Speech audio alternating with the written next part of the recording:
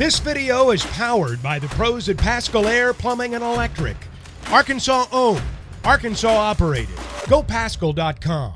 Coach, when we talked to you the other night, you said you hoped you might hear more on TB within 24 hours or so. I guess what's the latest on the ankle and how he's moving around? Yep, severe sprain, will not participate in anything that we do today. Possibility of him going on an underwater treadmill to walk tomorrow.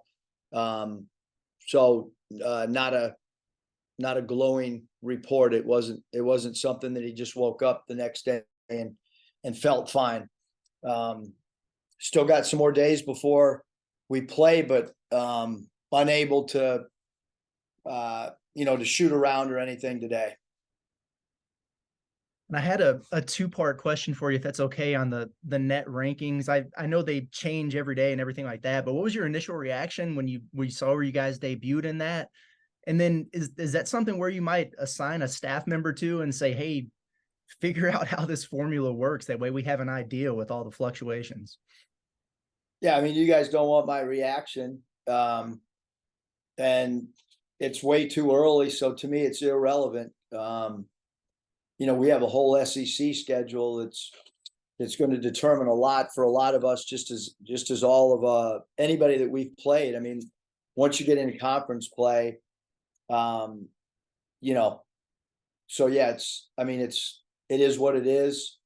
We have a game Saturday. That's really all we should focus on. I mean, people start talking about March Madness and I don't know what it is, December 5th or 6th or something like that. And people, I mean, there's a lot of stuff that's going to happen. So it's, gives you guys something to talk about and gives something for me to be in a bad mood about. Scotty?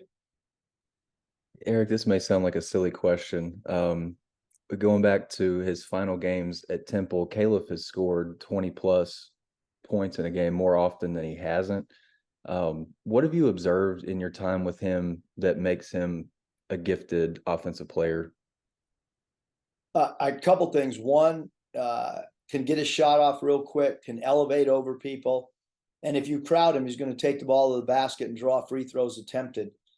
So when you have a guy that can shoot, dribble, and draw FTAs, really, Scotty, I mean, it makes him really hard to guard, and he has deep range. So I think all those things, factor into his ability to have an impact on the game offensively. And then secondly, how do you view maybe the matchup in the front court between you guys and OU? Yeah, I think when you look at Oklahoma, and your question, Scott, is about up front. Obviously, number 10, Godwin, is a guy that plays really hard, really good around the rim, loves to set screens. He's a dynamic rim roller. Their point guard, number 12, loves to throw jump lob passes to him. The other center, Hugley's, can make threes. He made 4 threes against USC. He's a good post player with his back to basket because he's got good weight, good size. And then obviously up front, Moore is a really, really active player. Is the front of their little diamond press. He can guard 1 through 4. And then they come in with Soares. He's another athletic guy. So I think when you talk about their up front guys, those are the 4 guys that that you're talking about, and 2 of them super, super athletic. The 2 guys at the 4 spot for Coach Moser, and then obviously the 2 big guys. They have 2 different games. I mean, Godwin's really good at going vertical, and then the other center is a guy that can make threes and can also post up with his back to the basket. Jackson? Eric, Layden Blocker, you've obviously trusted him to play, but when you talk to us, you mentioned there are still some things he has to work on. What's he like as a student of the game when you're kind of going over with him what he needs to work on? Is he a gym rat, a film junkie? Just what's he like as he learns what you want from him? Yeah, I mean, I think that well, first of all, I mean, he's got a full class schedule with not much online. I mean, so that's I think when some of these questions are asked, or just for the general public, it's a little bit different, with maybe a grad transfer that might have more classes online. But when a freshman, I mean, they got, full class load, and most of them are in person. So their timeline is a little bit different than some other guys that are upperclassmen with more online classes. So he is a student of the game. He does like film. He does ask the coaches question. He does know his scouting report. So all those things, I think, we're really happy with where, Layden is. How pleased are you with kind of the early uptick in 3-point shooting from last year? It's a decent improvement, but do you think, there's even a higher ceiling for you guys there? Yeah, I mean, I think certainly I would hope that we're gonna even shoot better than we have. Davenport's a guy that we see it every day in practice. I mean, he should have a higher percentage than he does. I mean, Devo Davis last year in SEC play was incredible from 3-point range, and I think he'll shoot a higher percentage, just like he did last year as the season progresses. And then the other guys have done a good. T. Mark is such an underrated 3-point shooter. I mean, people want to back off him. Thank you. And then if you crowd him, he's got a quick first step as well. And obviously we've discussed Battle. And then L. Ellis is going to, I mean, I think we have 3 guys on our roster that career-wise are much better 3-point shooters than what they've shot in a small sample size thus far, those being Devo Davis, L. Ellis, and Davenport. I think all those guys. But Brazil, as good a pick and pop players as there is in the country right now, as far as somebody at his size, Battle shooting at a high level. And we certainly like the fact that, we're also one of the best free throw attempt teams, in the country as well. So if you can mix up 3-point shooting with dribble drive, attacks to the rim, I think that, that's a positive for us. And certainly we have to get a lot better defensively. Hutch? Yeah, Coach, you mentioned after the game, T. Mark only missing the 1 game and how impressive that is. I'm just curious, how important was it for him to play in that game to maybe knock off a little bit of rust before playing Oklahoma this weekend?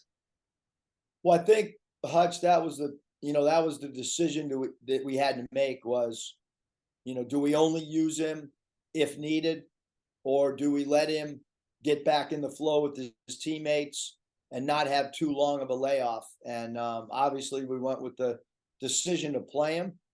And, I think it's a huge positive for him and for the team, because we won a big game against Duke without him. And if we would have gotten into this Oklahoma game without him playing in the last 2 games, I think it's a rhythm, it's a flow game, and I think it certainly gets effective now that he's back. I mean, we all understand the roles and everything a lot clearer with him back in the lineup. And I know Coach Ruda handles the scheduling stuff for y'all, but this game, I guess, with Oklahoma coming into the SEC, the game in Tulsa is going to go away. But would you like to maybe see a different opponent there? Like, do you like a neutral site, series like this that you have with Oklahoma? Could you see it being replaced with another team moving forward? Yeah, I don't know what team that would be. A lot of people say they like to play it, but then, when you try to present dates, it does all of a sudden it doesn't really work out. So, who that would be. I mean, I think that this series was started because of a relationship between Lon Kruger and myself, because I had worked for Coach Kruger. Once Coach Kruger left, have incredible respect for Porter Moser, but we weren't really sure that it would continue. And then I think really administration took over at that point. And this game is probably being played now. That Coach Kruger and I, the agreement that we had, that obviously that leaves, but I do think administration liked this game, and that's why it's being played. So I don't know, maybe administration will like another game that I don't know about in the series, which is totally cool. Or we just have to go out and we've been a little bit more aggressive. Obviously we play in San Diego next year for 2 games. We've reached out to some some schools in the surrounding area that are big name schools to try to play there at their place, as we would lead into San Diego playing somebody and then get them to return the following year. So that might be a replacement, for this game, at least next year, if we could get somebody on the West Coast to do a home and home with us, because we have to travel out there anyways. It would make some sense. It would be good for any of our fans that are going to travel for the 2 game in San Diego. Maybe they can catch a game in LA, or if we do another game in San Diego or something like that, however that may work. Daniel? Coach, this question's a little bit different, but just for some of the players that aren't in the rotation right now, just what are they like in practice, like Cade and, Denaje, and just what's their role in kind of preparing for these games as the season goes along? Yeah, well, I mean, each of them have a different role, to be honest. I mean, Cade is on the scout team, Daniel, and obviously, Minifield's on the scout team because he's not playing.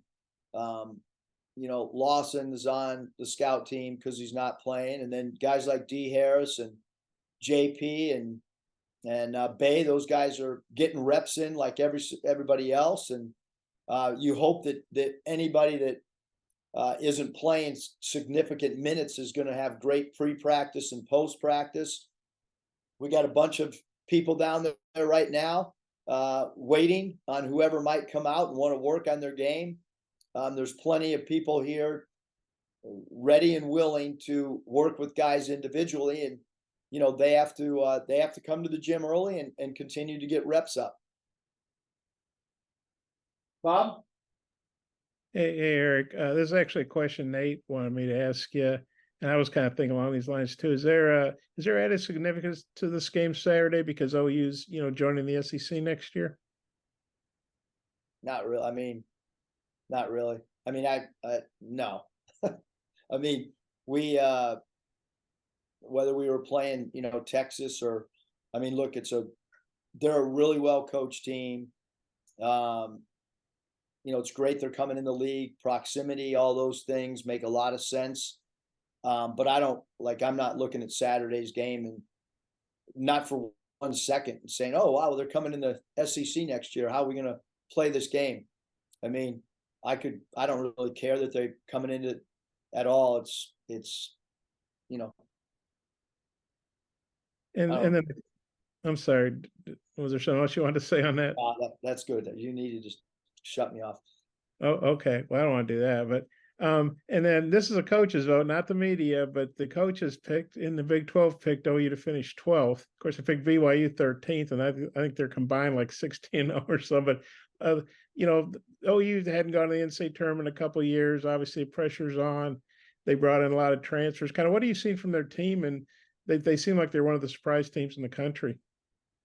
Yeah, I mean, I would say that all preseason polls are so meaningless in football, basketball, because you just don't know about chemistry. You don't know how pieces are going to fit together. Everyone's rosters are fluctuating.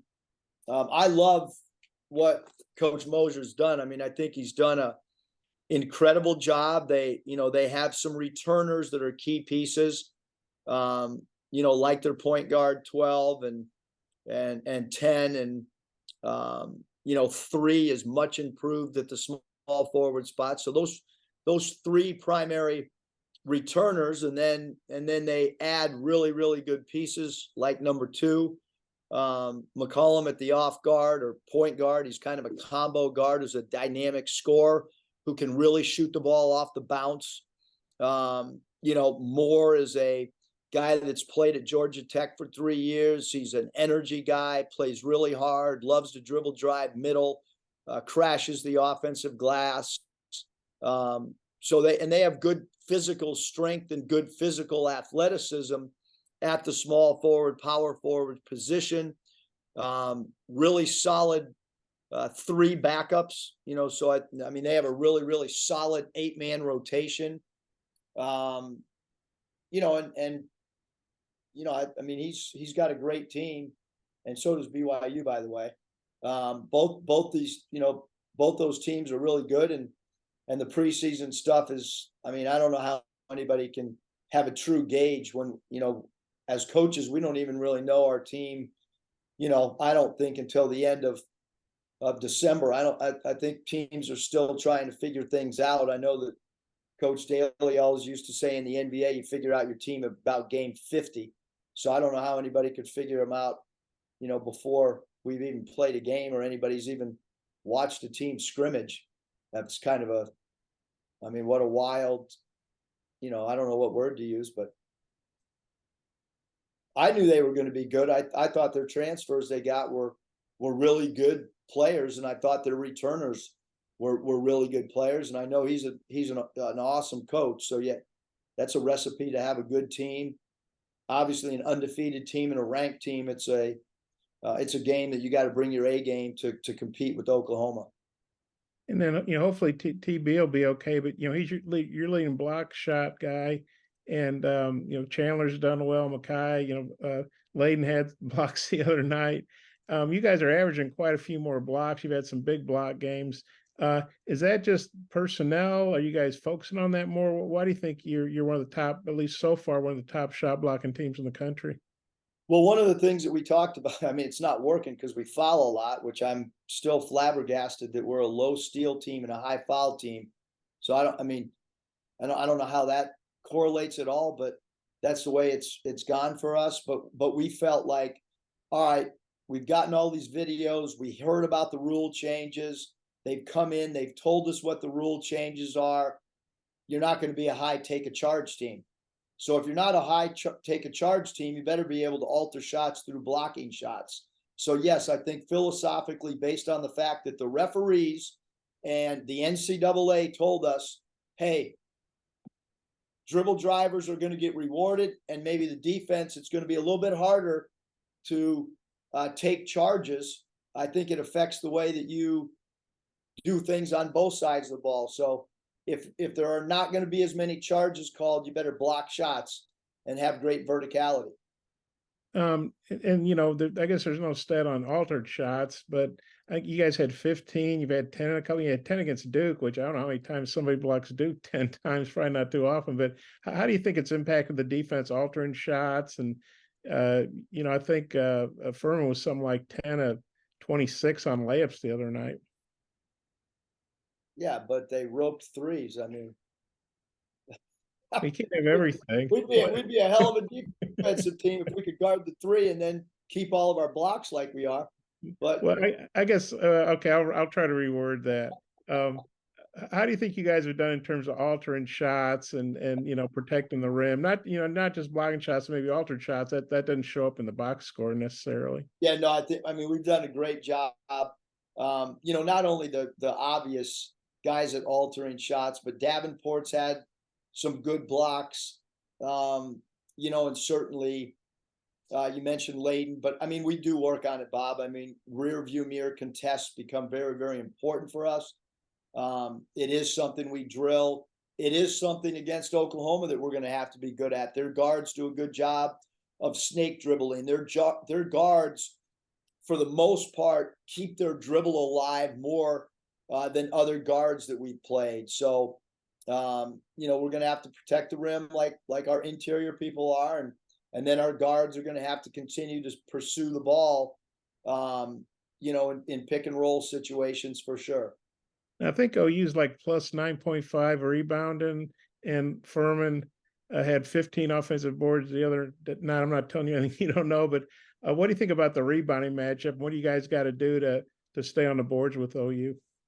Yeah, Oklahoma's a great rebounding team. I don't have any of the numbers in front of me against, teams like Duke.